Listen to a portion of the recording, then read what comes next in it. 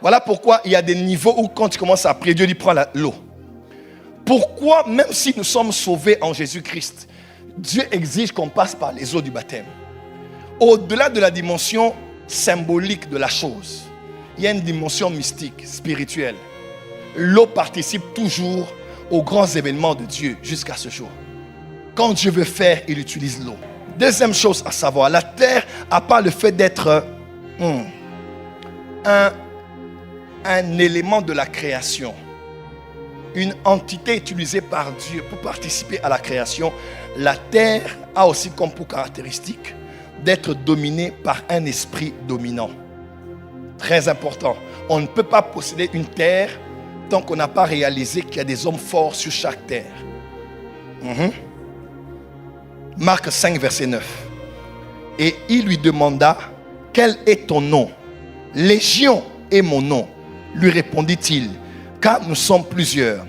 Et il le priait instamment de ne pas les envoyer hors du pays. Dis avec moi, les esprits ne voulaient pas aller hors du pays. Question, pourquoi ils ne voulaient pas aller hors du pays? Dis, Seigneur, on est d'accord, sonne de ce corps, mais ne nous envoie pas hors du pays. Parce que hors du pays n'était plus leur juridiction. Ces esprits régnaient à Gadara, qui était face à face à la mer. Ainsi, quand ils sont entrés dans les pourceaux sont allés se jeter dans la mer. C'était les seuls endroits où ces esprits pouvaient se mouvoir. Chaque esprit domine sur un territoire, chaque esprit domine sur un secteur. Je vais posséder la terre, on va prier pour cela, oui. Je vais acquérir cette terre, régner à Nanterre, régner sur les Champs-Élysées où j'ai mon magasin, régner là où je travaille ici, là où je travaille là-bas. Quelqu'un peut dire amen? À part le fait de prier sur la terre, je dois avoir la conscience qu'il y a des esprits qui sont là depuis des temps immémoriaux. Et il faut qu'ils soient délogés. Et ce que j'aime, c'est que Dieu a donné à Israël une terre habitée. Parce que Dieu aime les conquérants. La conquête ne veut pas dire prendre possession d'une terre. Ça veut dire déloger les propriétaires et récupérer la terre pour soi et y établir l'autel de l'Éternel pour que cette terre devienne à Yahweh. La conquête, c'est pas juste non, maintenant je suis en France, je domine en France. Non. La conquête, c'est j'arrive en France, je commence à tuer, à renverser les autels qui en France, je commence à affaiblir les esprits et à les bouter hors du périmètre cellulaire. Quelqu'un m'entend? Et je commence à établir maintenant l'autel de Dieu et le règne de Dieu là où je règne. J'aimerais dire à quelqu'un ce soir, tu dois savoir qu'il y a des esprits qui règnent dans le quartier où tu es, dans la région d'où tu viens. Et si tu veux dominer en Martinique, en Guadeloupe, en Haïti, tu veux dominer au Mali, en Côte d'Ivoire, à Marseille, à Liège, au Luxembourg, à Gutenberg, où que ce soit, tu dois avoir la conscience qu'il y a des esprits qui règnent sur les terres. Et ça, c'est important. Prophète, pourquoi est-ce que je rêve souvent des animaux? Des fois, les rêves des animaux n'ont rien à voir avec des esprits qui sont contre toi. Les rêves des animaux, c'est généralement des esprits qui sont dans un environnement. On était au mariage hier. On est passé par plusieurs quartiers. Je regardais les quartiers, je priais dans mon esprit. Je priais dans mon esprit. Je rentre à la maison, je vois des esprits terribles quand je dormais. Je dis, oh! Je dis, mais les esprits là que je vois font quoi ici chez moi à la maison? Ma maison est déjà sanctifiée. Et l'Esprit de Dieu me dit, non, tu étais passé juste parce que tu es une autorité spirituelle. Quand tu es passé dans certaines régions là, il y avait les esprits qui étaient là. Si tu passais sans prier, tu pouvais les déranger encore, sans plus. Mais comme tu as commencé à prier, tu les as dérangés là.